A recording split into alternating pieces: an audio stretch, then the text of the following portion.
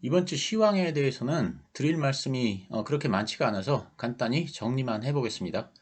그리고 최근에 SEC가 바이낸스하고 코인베이스를 제소했는데 이 건에 대해서 말씀을 드린 후 루닛하고 지노믹트리에 대해서 간단히 말씀을 드리겠습니다. 투자자분들은 다들 아시다시피 미국 연준이 지난주에 금리를 동결했습니다. 예상했던 그대로입니다. 그런데 이번에는 비록 금리를 동결했지만 앞으로는 금리를 인상할 것임을 강력하게 시사했습니다. 이번 금리 동결은 일시적인 조치로 향후에 물가 상승에 따라 추가적인 금리 인상이 가능하다는 것이 연준의 입장입니다. 파월 의장은 기자회견에서 인플레이션 압력이 계속 높은 상태라고 하면서 거의 모든 FOMC 위원들이 올해 중으로 금리를 추가 인상하는 것이 적절할 것 같다는 견해를 보였다고 했습니다. 그리고 연내 금리 인하를 예상하는 위원은 없다. 연내 금리 인하를 하는 것은 부적절하다라는 말도 덧붙였습니다. 지금 보시는 표가 연준이 공개한 점도표입니다. 점도표의 금년 말 금리 예상치의 중간값은 5.6%로 연준은 금년 말까지 추가 금리 인상을 시사했습니다. 즉 베이비 스텝 기준으로 약 2번의 금리 인상이 가능하다는 것입니다. 그런 이유 등으로 시장에서는 비록 이번에는 금리가 동결되었지만 다음번에는 금리를 인상할 것이라는 의견이 우세합니다. 하지만 저는 금리 인상은 끝났다고 생각합니다. 5월 중순에 말씀을 드린 바 있는데 인플레이션 시대에는 연준이 실질 금리가 플러스가 될 때까지 금리를 올린 후 그 다음에 금리 인상을 중단했습니다. 그리고는 금리를 올리지 않았습니다. 무슨 얘기냐면 기준금리가 소비자 물가 상승률보다 높을 때까지 계속 금리를 올린 후에 금리 인상을 중단했다는 얘기입니다. 그런데 지금이 바로 그때입니다. 지금까지는 계속 소비자 물가 상승률이 기준금리보다 높았습니다. 그런데 연준이 지난번에 금리를 올리는 바람에 기준금리가 5.25%가 됐고 CPI 상승률은 4.9%로 떨어졌습니다. 그래서 기준금리가 소비자 물가 상승률보다 높아졌습니다. 그런데 이번에 발표한 5월 CPI는 2년 2개월 만에 최소폭인 4%가 상승하는 것으로 나타났습니다. 그리고 6월 CPI는 더 하락할 것으로 예상되고 있습니다. 기준금리하고 CPI 상승률의 차이가 더 벌어지고 있습니다. 그러면 금리 인상은 끝난 것이라고 생각합니다. 그러면 연준에서는 왜 계속 금리를 올리겠다는 말을 할까요? 그건 만약 금리 인상이 끝났다고 선언을 하면 자산시장이 폭등을 할 것인데 그러면 폭등한 자산시장 때문에 다시 소비가 활성화되고 다시 인플레이션이 발생하기 때문입니다. 그래서 홍길동이 아버지를 아버지라고 부르지 못하듯이 연준은 금리 인상이 끝났어도 끝났다고 얘기를 못하는 것입니다. 자산시장도 이러한 연준의 말을 믿지 않기 때문에 지난주 주식시장이 크게 상승을 했습니다. 특히 기술주 상승폭이 컸는데 금리에 가장 민감한 주식이 기술주입니다. 기술주가 상승했다는 얘기는 금리 인상은 없다고 시장에서 판단했다는 것입니다. 그럼 금리 인상이 끝났으면 이제 금리를 올리지도 않고 내리지도 않고 계속 그대로 그 상태를 유지할까요? 저는 그렇지 않다고 생각합니다. 통상적으로 금리를 그대로 유지하는 기간은 그렇게 길지 않았습니다. 기껏해야 6개월 정도이고 그 이후에는 항상 금리를 내렸습니다. 기준금리는 5.25%입니다. 그런데 CPI 상승률은 이제 3%대로 떨어질 것입니다. 그러면 기준금리하고 CPI 상승률 차이의 갭이 너무 커집니다. 이걸 그대로 방치할 수는 없다고 생각합니다. 그 간극을 줄이기 위해서는 금리를 인하해야 합니다. 그래서 저는 연말에 금리 인하 가능성이 있다 이렇게 생각합니다. 금리에 대해서는 이렇게 간단히 정리를 해보겠습니다. 그러자 이제 국내외 주식 전문가와 증권사들이 모두 다 주식시장의 강세를 예측하고 있습니다. 지금까지 줄곧 약세를 예상했던 기관이나 전문가들이 사실상 항복을 하고 주식시장이 더 오를 것이라는데 베팅을 하고 있습니다. 골디락스라든가 코스피 3000을 넘는다는 말들이 많이 나오고 있습니다. 저도 이 말에 어느 정도 동의를 합니다. 지금은 자산시장에 악재가 거의 보이지 않습니다. 그래서 자산시장의 강세를 예상합니다. 근데 이들의 태세 전환이 너무 늦은 거 아닌가 하는 생각을 해봅니다. 제 채널을 계속 보신 분들은 아시겠지만 저희는 주식이 바닥을 찍었으니까 주식을 적극적으로 사자는 말씀을 작년 10월 23일부터 계속 드렸습니다. 증권사들이 모두 다 2023년에는 상조하고를 예상했을 때도 저희는 지금 장세가 금융장세이기 때문에 2023년 상반기 주식시장은 좋을 수밖에 없다. 그러니까 주식을 계속 매수해야 한다는 말씀을 계속 드렸습니다. 연초에는 제가 주식 비중을 100%로 늘려야 한다는 말씀도 드렸습니다. 제 기억에 제가 주식을 좀 관망해 보자고 말한 날은 실리콘밸리 은행 SVB 사태가 터졌을 때 단 이틀 뿐이었고, 그 외에는 조정시마다 주식을 매수해야 한다는 말씀을 계속 드렸습니다. 그 결과 저희는 이미 100% 이상의 수익을 냈는데 이제 와서 주식을 매수해야 한다고 말하는 기관이나 증권사들은 태세의 전환이 너무 늦은 거 아닌가 하는 생각을 개인적으로 해봤습니다. 지난번에 말씀드렸는데 하반기에 대형 IPO가 몰려 있습니다. 이는 주식시장의 유동성을 직접적으로 흡수하는 요인이기 때문에 악재가 될 가능성이 큽니다. 이 부분은 조심을 해야 한다는 말씀을 드립니다. 이번에는 제가 비트코인 얘기를 좀 해보겠습니다. 6월 초에 미국 SEC, 즉 증권거래위원회가 바이낸스하고 코인베이스를 제소했습니다. 그러면서 알트코인의 가격이 하락을 했습니다. SEC의 제소는 두 가지로 요약됩니다. 첫째, 바이낸스가 거래량이 실제보다 많은 것처럼 부풀리기 위해 고객 자산을 이용했고, 미국인들은 해외 거래소에 직접 투자가 금지되어 있음에도 불구하고 일부 큰손 투자자들에게 몰래 거래할 수 있는 방법을 제공했다는 것입니다.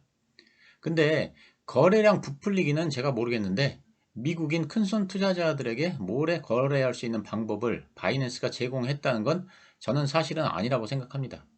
이 부분에 대해서는 굉장히 엄격하게 바이낸스에서 대응을 한 것으로 제가 알고 있습니다만 혹시 제가 모르는 뭔가가 있는지는 모르겠습니다. 어쨌든 바이낸스하고 바이낸스 설립자인 창펑자오가 모두 13개의 법률을 위반했다는 것입니다. 둘째는 SEC에서는 많은 알트코인들을 증권이라고 분류를 했습니다. 예를 들면 솔라나, 칼다노, 폴카닷 같은 시가총액이 큰 코인들을 모두 증권이라고 규정을 한 것인데요. 그래서 이런 증권성 코인들을 거래하지 말라는 것입니다. 거래를 하려면 정식으로 상장 심사를 받아서 말하자면 라이센스를 가진 증권회사를 통해서 거래를 하라는 것입니다. 그리고 스테이킹 거래도 하지 말라는 것인데요. 스테이킹은 투자자가 보유한 암호화폐를 블록체인 네트워크에 예치하면 이에 대한 보상을 주는 서비스를 말합니다. 그런데 이 스테이킹 서비스도 역시 라이센스를 가진 정식 금융기관을 통해서 거래를 해야만 한다는 것입니다. 그래서 로빈훗 등 암호화폐 거래소에서는 증권으로 지목된 카르다노, 솔라나, 폴리곤 등을 상폐하기로 결정했고 그 결과 해당 코인의 가격이 급락했습니다. 그러면 이러한 SEC의 조치를 우리는 어떻게 해석해야 할까요? 이에 대한 제 생각을 말씀드리겠습니다. 우선 이건 비트코인의 문제가 아닙니다. 예를 들어 얼마 전에 어떤 증권사가 CFD 거래를 해서 문제를 일으켰습니다. 근데 이건 증권사의 문제이지 증권 본질에 문제가 생긴 것은 아닙니다.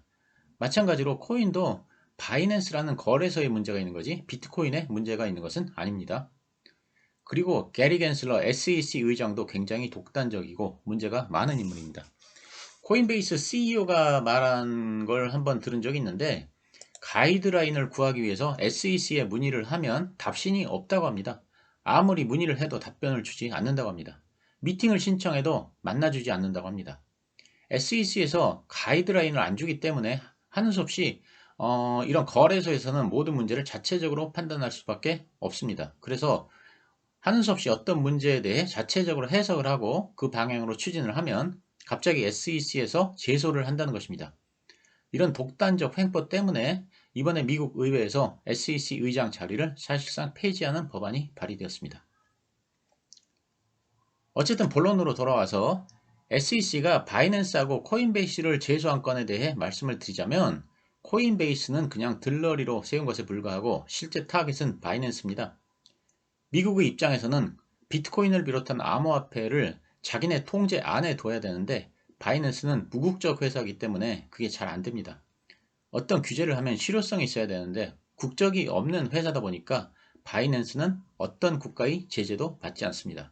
간단한 예로 현재 미국이 러시아를 규제하고 있는데 바이낸스는 국적이 없다 보니까 규제를 받는 나라가 바이낸스를 통해서 대량의 거래를 하고 자금을 확보해도 미국이 할 수 있는 게 별로 없습니다.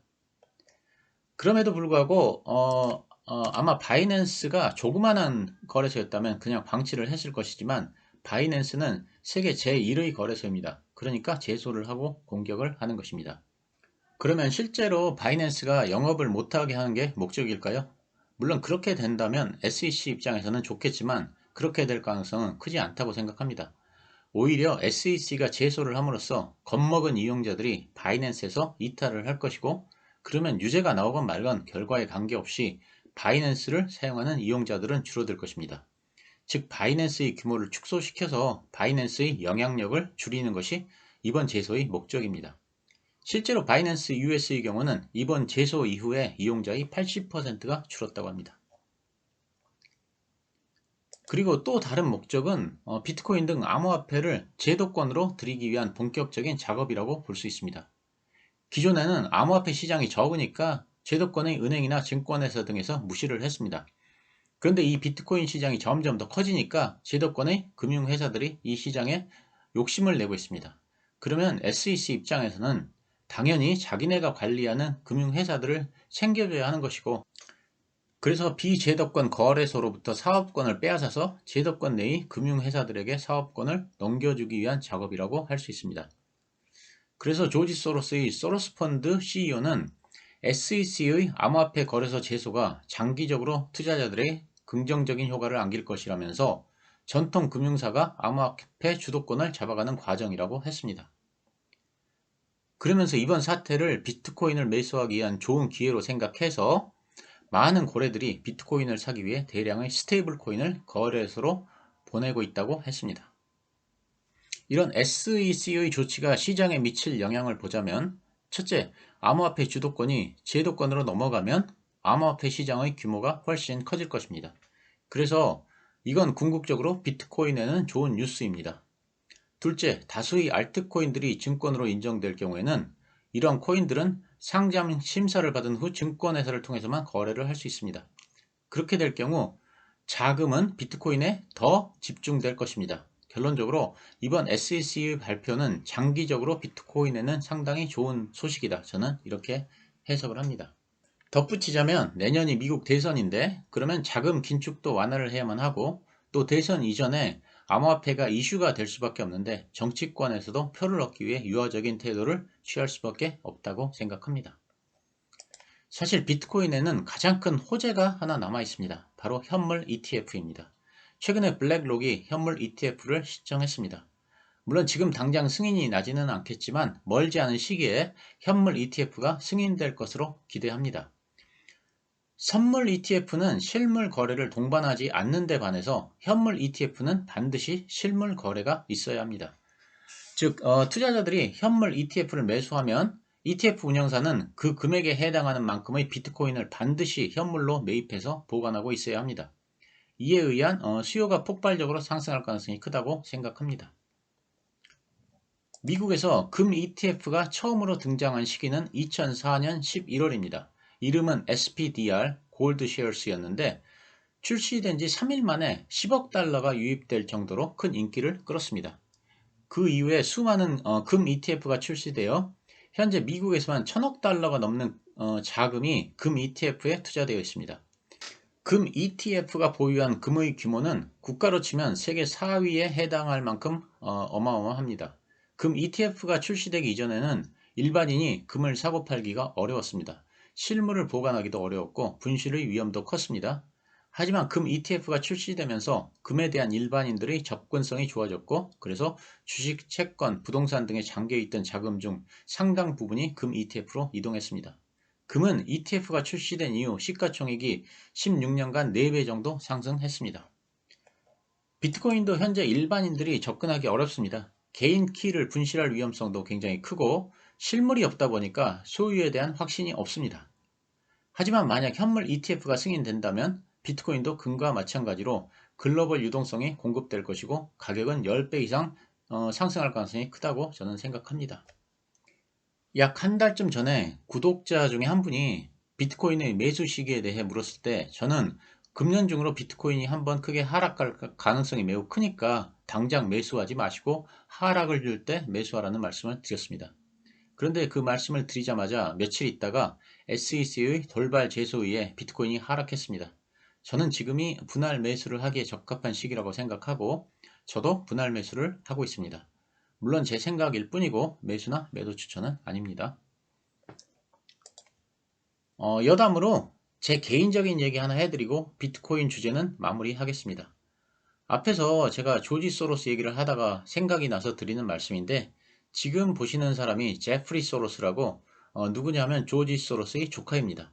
조지 소로스 형의 아들입니다. 한 10년쯤 전인데 제가 이 제프리 소로스하고 같이 펀드를 만들기 위해 협의를 한 적이 있었습니다. 서로 조건을 좁히지 못해서 끝내 펀드를 같이 만들진 못했었는데 조지 소로스 얘기를 하니까 생각이 나서 말씀을 드려봤습니다. 이번에는 루닛에 대해 말씀을 드리겠습니다. 제가 DS투자증권에서 발간된 루닛에 대한 보고서를 읽어봤습니다. 내용이 굉장히 난해해서 이해하기가 쉽지 않은 보고서였는데 어쨌든 제가 이해한 내용 일부에 제 의견을 더해서 간단히 말씀드리겠습니다. 항암제를 세대별로 나누자면 1세대 항암제는 화학항암제입니다. 암세포하고 정상세포를 동시에 파괴하기 때문에 부작용이 심합니다. 2세대는 표적항암제인데 초기에는 성과가 좋습니다만 암세포가 금방 적응을 한다는 문제가 있습니다. 3세대는 면역항암제인데 이게 바로 면역관문 억제제입니다. 면역항암제는 반응기간이 길고 확장성도 있습니다. 반응기간이라는 건 암이 치료된 후 재발되거나 사망할 때까지의 시간을 말하는 거고 확장성은 한 가지 암이 아니라 다른 암에도 적용할 수 있다는 걸 말하는 겁니다. 하지만 면역항암제의 문제는 낮은 반응률입니다. 이것 때문에 사용에 한계가 있습니다. 그래서 반응률이 높은 환자를 선별해낼 수 있는 바이오마커가 무엇보다도 중요합니다. 예를 들면 면역항암제는 과거에는 주로 다른 치료에 실패해서 더 이상 방법이 없는 환자 위주로 사용을 했습니다. 왜냐하면 반응률이 낮기 때문입니다. 근데 최근에는 그러지 않고 점차로 early stage, 즉 표적 항암제로 1차 치료를 하기 전에 처음부터 면역 항암제를 사용하는 방법을 모색 중인데요. 그러기 위해서는 반응률이 높아져야 합니다. 왜냐하면 1차로 면역 항암제를 사용했는데 만약 이 약에 환자가 반응을 하지 않는다면 다른 치료 방법을 사용해야 합니다. 하지만 그 시간 동안 암은 더 커져서 치료를 할 수 있는 시기를 놓칠 수 있기 때문입니다. 예를 들면 흑색종 환자의 경우 약 50%가 면역 항암제에 반응을 하지 않고 초기에 반응을 하는 환자 중에도 30%, 그러니까 전체의 15% 정도가 시간이 지남에 따라 2차 내성이 생긴다고 합니다. 결론적으로 약 65%가 면역 항암제에 반응을 하지 않는다는 것인데 무턱대고 처음부터 면역 항암제를 사용했다가 반응을 하지 않으면 적절한 치료 시기를 놓치게 됩니다. 그래서 면역 항암제의 사용을 확대하기 위해서는 대상 환자를 선별해낼 수 있는 정확성 높은 바이오마커가 필수적입니다. 루닛의 AI 바이오마커는 전 세계적으로 봤을 때 현재까지 존재하는 바이오마커 중 가장 많은 대상자를 선별해낼 수 있는 가장 상업성 높은 바이오마커입니다. 차세대 항암 치료제는 면역 항암제가 대세가 된다는 건 거의 확실합니다. 근데 이 면역 항암제라는 것이 바이오마커 없이는 사용하기가 어렵습니다. 그런 면에서 루닛의 AI 바이오마커는 면역 항암제의 확장에 커다란 변화를 가져올 수 있는 트리거로 작용을 할 것입니다. 좀 과장해서 말하자면 면역 항암제의 미래 운명은 AI 바이오마커에 달려 있는데 그 선두에 루닛스코프가 있다는 것입니다. 지금 화면의 왼쪽을 보시면 AI 바이오마커로 찾아낼 수 있는 환자가 전체 환자 중에 9.4%에 달하고 이렇게 늘어난 시장은 약 2.7 빌리언 달러, 우리 돈으로 약 4조 원 정도입니다. 그리고 이 숫자는 계속 늘어날 것입니다. 오른쪽을 보시면 면역 항암제는 최근까지는 리프랙토리 환자, 즉 치료법이 없는 환자들에게 많이 사용되었는데 그 규모는 약 1.5 빌리언 달러입니다. 하지만 잠재 시장 규모는 이보다 훨씬 커서 21.9 빌리언입니다. 약 28조 원입니다. 이런 AI 바이오마커는 루닛하고 미국의 패스 AI라고 하는 업체가 주도하고 있는데 기술은 루닛이 앞서서 세계 1등입니다. 미국의 가던트 헬스에서 루닛하고 패스 AI 중에서 어느 회사를 파트너로 정할 것인지를 놓고서 두 회사의 제품을 꼼꼼하게 비교해 봤는데 루닛이 더 뛰어난다는 판단을 했습니다. 그래서 가던텔스가 루닛하고 계약을 체결했고 지분 참여도 했습니다. 참고로 가던텔스가 다른 회사의 증자에 참여한 경우는 회사 역사상 루닛이 처음이라고 합니다. 그만큼 가던텔스는 루닛스코프를 높게 평가하고 있습니다. 루닛스코프는 현재 빅파마 두 곳과 피보탈 계약을 체결했고 루닛스코프로 수행하는 검사 건당 얼마씩의 금액을 수령하고 있습니다. 이 계약으로 빅파마의 루닛스코프에 대한 실제 수요를 확인했다고 할 수 있습니다. 현재는 임상용 매출이 발생되지만 2025년부터는 상업용 매출이 발생될 것으로 예상됩니다. 참고로 이런 AI 바이오마커를 이용해서 신약을 개발하면 신약 허가 성공률은 3배가 높아지고 임상 비용은 4분의 1로 줄어듭니다. 그리고 AI 바이오마커를 사용해서 FDA 승인을 받으면 나중에 이 약을 처방할 때도 반드시 AI 바이오마커를 사용해야 합니다. 빅파마하고 협업을 해서 FDA 승인을 받으면 루닛스코프의 매출이 크게 증가할 것으로 예상되는 이유입니다. 지금까지는 루닛스코프에 대해 말씀을 드렸는데 루닛 인사이트에 대해서도 말씀을 좀 드리자면 특히 유방암 같은 경우는 의사가 암을 판독하는데 오진을 하기가 굉장히 쉽습니다. 달리 말하자면 암 진단이 굉장히 어려워서 실수를 하기 쉽다는 겁니다. 그래서 유럽에서는 항상 의사 2명이 함께 입회해서 암 진단을 해야만 합니다. 이게 유럽의 가이드라인입니다. 그런데 AI의 발달에 의한 암 진단 오류가 줄어들면서 2025년경부터는 AI 진단이 있으면 의사 1명이 혼자서 암 진단을 할 수 있도록 가이드라인이 변경될 거라고 합니다. 그러면 루닛 인사이트의 폭발적 매출 성장이 있을 것이다. 이렇게 예상합니다. DS 투자증권에 의하면 보수적으로 전망을 했을 때 2027년 매출액은 2140억 원, 순이익은 1360억 원으로 예상이 됩니다. 이건 AI 바이오마커가 더 이상 다른 치료를 할 수 없는 환자를 대상으로만 치료를 한다는 보수적 가정하에 계산된 수치입니다. 그리고 예상 PER을 21로 잡았는데 이는 통상의 헬스케어 기업을 피어 그룹으로 산정했기 때문입니다. 하지만 PER 21은 막 태동하는 AI 산업의 PER치고는 아주 보수적으로 본 것이라고 저는 생각합니다. 어쨌든 이를 근거로 예상 주가를 계산한 후 할인을 해서 나온 현재의 목표가는 13만 7천 원입니다. 보시는 화면은 루닛의 일봉입니다. 제가 급등하는 주식은 어디까지 오를지 모르니까 팔고자 하는 분들은 최소한 5일선이 11선 밑으로 내려간 후에 매도를 하자는 말씀을 드렸는데 마침 지난 목요일에 5일선과 11선이 교차를 했습니다. 그래서 단기 투자를 하시는 분들은 매도를 해도 좋은 시점으로 판단되고 장기 투자를 하시는 분들은 아직 모멘텀이 많이 남아있으니까 더 보유하는 것도 좋다고 생각합니다. 장기 투자를 하는 저는 계속 보유를 할 생각입니다. 다음은 지노믹트리에 대해서도 말씀을 좀 드리겠습니다. 이 종목은 개인적으로는 금년에 가장 실망스러운 종목입니다. 제가 이 주식을 편입한 가장 큰 이유는 금년 상반기에 2개의 큰 호재가 있기 때문이었습니다. 첫째, 대장암 진단기기인 얼리텍C가 평가유예 신의료기술 대상으로 선정된다는 것이었습니다. 마침 예상대로 얼리텍C가 신의료기술 대상으로 선정이 되었습니다. 과거의 사례를 보면 신의료기술 대상으로 선정이 되면 주가가 크게 올랐습니다. 예를 들어 지금 보시는 바와 같이 1년 전인 2022년 6월에 앞타머 사이언스의 폐암 진단 키트가 신의료기술 평가 대상으로 선정되자 상한가를 기록했습니다. 그래서 지노믹트리도 이런 움직임을 기대했었습니다. 둘째는 방광암 진단 키트인 얼리텍 B가 LDT를 통해서 미국에서 서비스를 시작하게 된다는 것이었습니다. 역시 예상대로 얼리텍 B가 미국 FDA로부터 혁신 의료기기 지정을 받으면서 LDT를 통해 미국에서 서비스를 하게 되었습니다. 다른 영상에서 말씀드렸다시피 미국과 뉴질랜드의 합작사인 퍼시픽 엣지사는 LDT 서비스를 통해서 방광암 진단 서비스를 시작하자 주가가 몇 배씩 오른 적이 있었습니다. 지노믹트리도 이 정도는 아니더라도 상당한 주가 상승을 기대했었습니다. 지금 보시는 차트는 퍼시픽 엣지사의 5년간 주가입니다. 화살표 1번이 LDT를 통해 승인을 받은 후 주가가 상승을 한 시기입니다. 그리고 화살표 2번에서 보시다시피 최근에 주가가 폭락을 했는데 그 이유는 지노믹트리가 LDT를 통해서 경쟁 상품을 내놓게 되었기 때문입니다. 지노믹트리 얼리텍 B의 성능과 가격이 퍼시픽 엣지사의 제품보다 훨씬 경쟁력이 뛰어나다는 염려 때문에 퍼시픽 엣지사의 주가가 폭락을 했습니다. 그런데 정작 지노믹트리의 주가는 오르지 못했습니다. 그 이유는 두 가지라고 생각하는데, 첫째는 국내 매출이 생각만큼 늘지 않고 있습니다. 지금 표를 보시면 4월까지 검사 수는 전년 동기 대비 평균 25%의 증가를 보이고 있습니다. 그런데 원래 예상은 100% 증가였습니다. 생각보다 국내 매출의 증가폭이 크지 않은 것이 첫 번째 이유라고 생각합니다.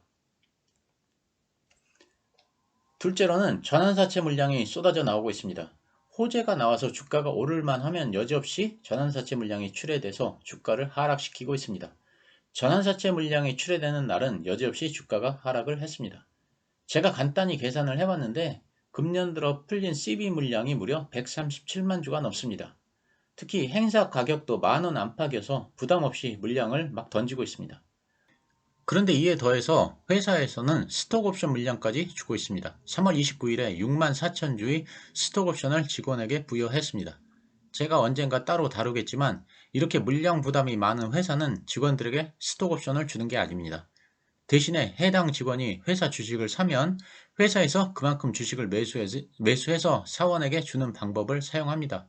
예를 들면 어떤 직원에게 스톡옵션 6만 4천 주를 주는 대신에 그 직원이 회사 주식을 매수하면 1대1로 매칭을 해서 최대 6만 4천 주까지 회사에서 주식을 사주는 것입니다. 더구나 결정적으로 제가 실망한 건 얼리텍 CEO의 5월 국내 검사 건수가 작년 대비 줄었다는 것입니다. 지금 보시는 화면은 지노믹트리 홈페이지에서 가져온 것입니다. 오른쪽 막대 그래프를 보시면 작년 5월 검사 건수 대비해서 금년 5월에 검사 건수가 줄었습니다. 이에 대해서 회사에서는 2022년 6월까지 진행되었던 코로나로 인한 검진 유예가 2023년에는 진행되지 않아 수검자 수가 대폭 감소했다고 했습니다. 일리가 있는 말이지만 어쨌든 평가유예 신기술로 승인되어 5월 1일부터는 비급여 진료 행위가 시행됐음에도 불구하고 검진자 수가 전년보다 줄었다는 건 실망스럽다고 할 수 있습니다. 장기적으로는 이 회사가 잘 되리라 생각을 하지만 5월 검사 건수가 줄었기 때문에 일단 포트에서는 제외했습니다. 나중에 더 비싸게 편입을 하더라도 미국에서 얼리텍 B의 실적이 나오고 그리고 국내 얼리텍 C의 실적이 증가하면 다시 편입을 하는 방법을 선택하려고 합니다. 물론 제 의견일 뿐이고 매수나 매도 추천은 당연히 아닙니다. 그리고 이 포트는 성장주로 은퇴 자금을 만들기 위한 포트의 샘플일 뿐이고 저도 굉장히 많이 틀린다는 점을 다시 말씀드립니다. 어쨌든 작년 말에 편입을 해서 6개월간 약 44%의 수익이 발생했지만 매우 아쉬운 종목입니다. 마지막으로 한 가지 더 말씀을 드리자면 구독자가 늘어나면서 중소형주에 대한 말씀을 드리는 것이 상당히 부담이 되고 있습니다. 그래서 앞으로는 여기서는 시황하고 대형주 위주로만 말씀을 드릴 계획입니다. 이 점은 양해를 부탁합니다. 감사합니다.